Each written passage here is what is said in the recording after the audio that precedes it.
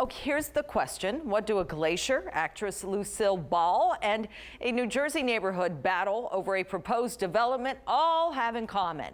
News 12's Brian Donahue takes us to Edison for a story that is just positively New Jersey. On the border of Edison and Metuchen sits an old vacant house and a big muddy hole in the ground that tells the story of 20,000 years of New Jersey history.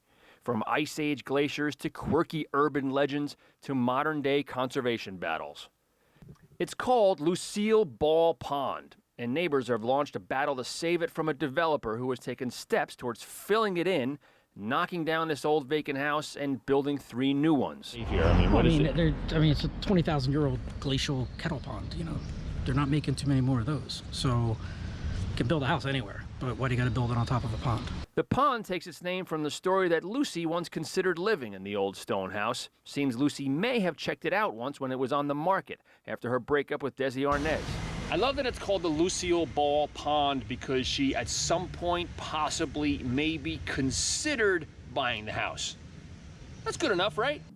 Back 20,000 years before I Love Lucy debuted, the pond was formed when a chunk of Ice Age glacier melted underground and created what's called a kettle pond. That's how it sat until last year when a developer who owns S&A Construction in Edison came to neighbors with a plan to fill it in and replace this long vacant house with 3 other ones.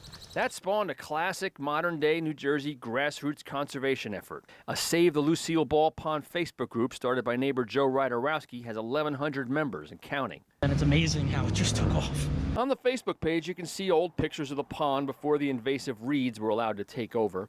That and videos of the spring peeper frogs who still perform their mating call here.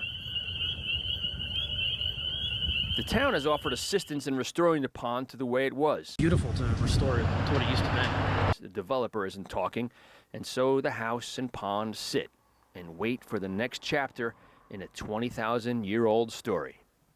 I'm Brian Donahue. This is Positively New Jersey. We were admiring that house, so calls to the developer seeking comment for this story were not returned. We'll continue to follow it for you.